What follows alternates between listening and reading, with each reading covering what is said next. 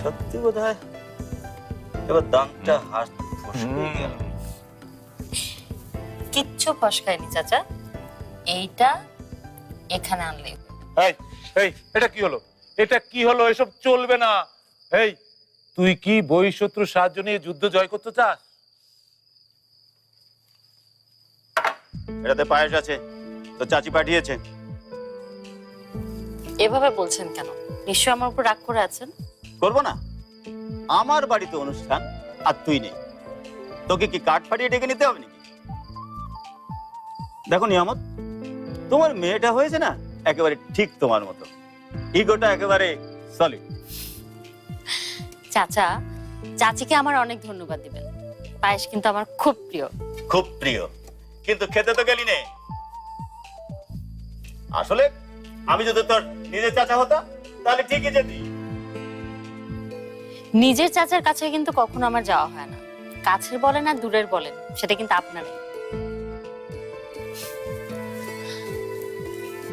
দেখলে দেখলে নিয়ামত, কিরকম নরম নরম কথা বলে আমাকে একেবারে গলিয়ে ফেললো। এর উপর একটু রাগ করেও থাকা যায় না। মিজান, আজ নয় থাক, মাথাটা না ভীষণ ধরেছে।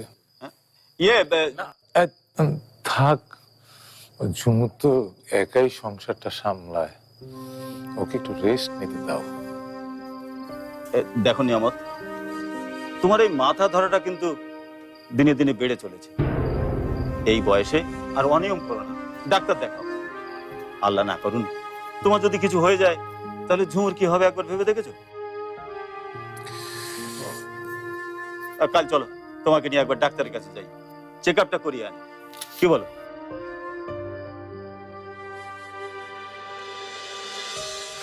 সরি আপা, তোমাকে একা বসিয়ে রেখেছি। নো প্রবলেম, একটু ম্যাগাজিন দেখছিলাম। না, থ্যাংক ইউ। দুলাভাই কোথায়? দেশে না বাইরে? দেশেই আছে, কিন্তু কাজের খুব চাপ। হয়তো নেক্সট উইকে মালয়েশিয়া যাবে। বাট একটা নতুন ঝামেলা। নতুন ঝামেলা?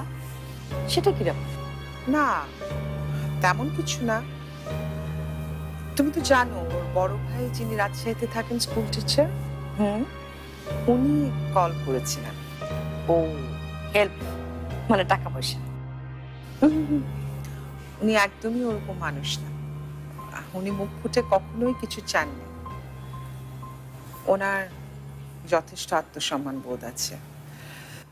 অবশ্য আজকর যদি ওর ভাইকে হেল্প করে, সেটা ফিনান্সিয়াল হোক আর যে ধরনেরই হোক না কেন, তাতে আমার কোনো সমস্যা নেই, কারণ ছোট ভাই বড় ভাইকে তো হেল্প করতেই পারে। বাট আজকর ওর রিলেটিভদের ব্যাপারে এত ইমোশনাল হয়ে